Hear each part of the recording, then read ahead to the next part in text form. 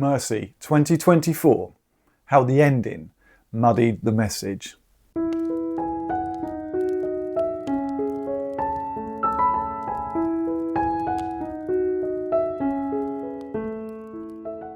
Hello my friend, welcome to the campfire. In this episode I want to explore the final part of the Mercy Trilogy that I've been creating. That's Mercy 2024 with Chris Pratt and Rebecca Ferguson. The first one I focused on the technology and how it intrigued me and how the future could be going, how the future is closer than we think and how the technology can be used for good and bad. And the second one I focused on basically the moral behind the AI judge and never fully complicitly trusting AI. So with those points made and behind us, I'd like to make a new point in this one. This one's about the actual story and how they muddied the ending with an additional plot that I didn't feel was required. So at the end of the movie, it comes out that, is she a lieutenant? I think she is. Lieutenant Jack Delalio, maybe I've got the surname wrong. She is actually responsible for planting evidence to fit up the very first case that Mercy ever got a conviction on.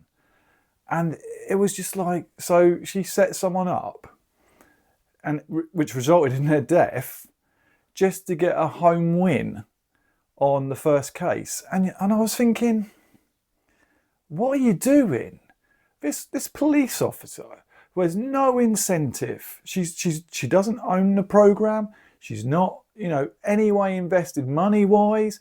There's no motivation. She's not linked to the person that was sentenced to death. And, what was her motivation to do this planting of evidence? And she'd already shown through her character earlier on in the movie when she said to Detective Raven, she said, if I find any evidence that hurts you, I'm sorry, but I've got to do it. And this whole thing made her this moral compass that she would do right.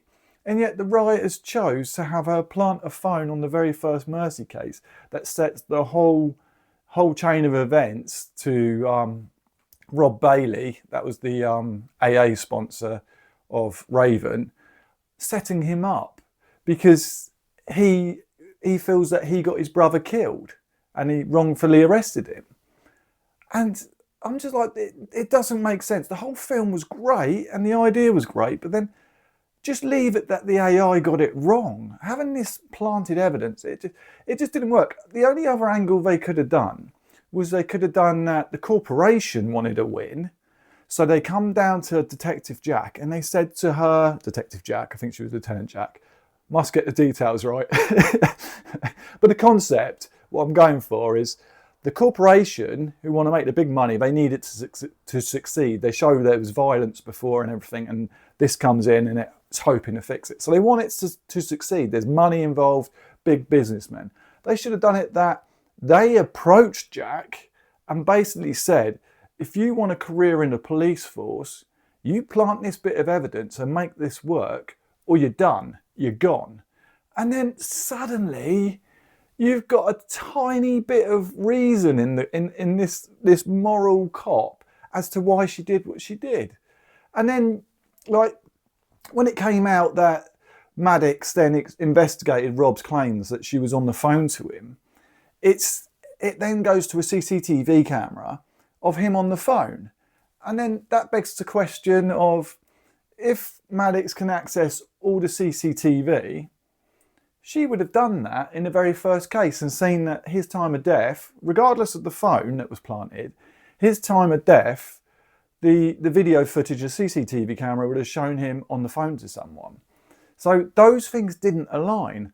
But if the corporation was involved, they could have just said, right, we're not going to show Maddox this bit of information, actually remove the pieces from the chessboard.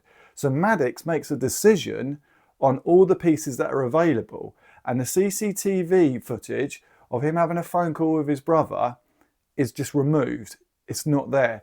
And then this would add a new dynamic to the movie. It's saying that AI can only get right with the information it has. If it doesn't have all the information, it can't make a right decision.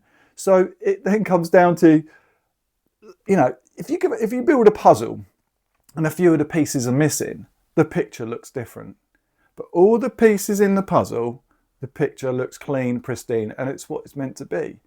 So in essence, the corporation taking away the CCTV would be giving Maddox a picture that's not complete, and she makes a decision on the matey being guilty on the picture she sees. And that would have just made the movie suddenly click in so many places. But I think these plot things were introduced to, I don't know, I guess a thriller aspect. Oh, the cop was bent. But what it did do is it took away the whole point of the movie. The movie was meant to be about the AI and how we can't trust it, you know, full on. It can't make decisions on life and death. It's got to be a tool, like I said in my previous video. But all it did was it made it into more of there's a bent cop, that's why it failed. And it's like, they just muddied the water. It wasn't necessary. And for me, it just had discrepancies that just needed answering. And it was a shame, that little bit, because overall, I thought the film was absolutely brilliant. I'm not a reviewer, I'm here just telling you what I feel, but I thought the actors were absolutely incredible. Chris Pratt, he's in a chair most of it, and people say, oh, that's a boring film, but he's in a chair, and he's got to make expressions on his face, everything. He's got to portray the fear that, you know, that he actually thinks he's going to die, the sadness of losing his wife, and yeah, he's got to go through all those motions just sitting in a chair. But what the film did really well was the idea of going into cameras, because it gave the film mobility while still being in a single room. And Rebecca Ferguson, she portrayed an AI judge to perfection.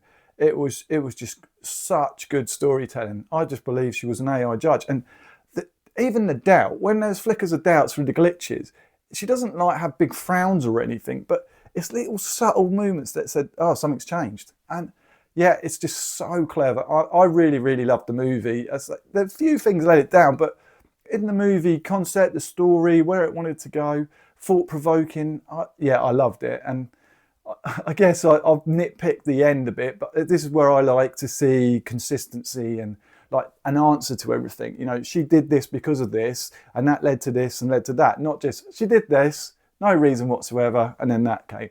That just, as I say, it muddied the story and it took it away from the AI and everything else. But if they'd labelled it was the corporation, it would have just, for me, it would have just smoothed it all out.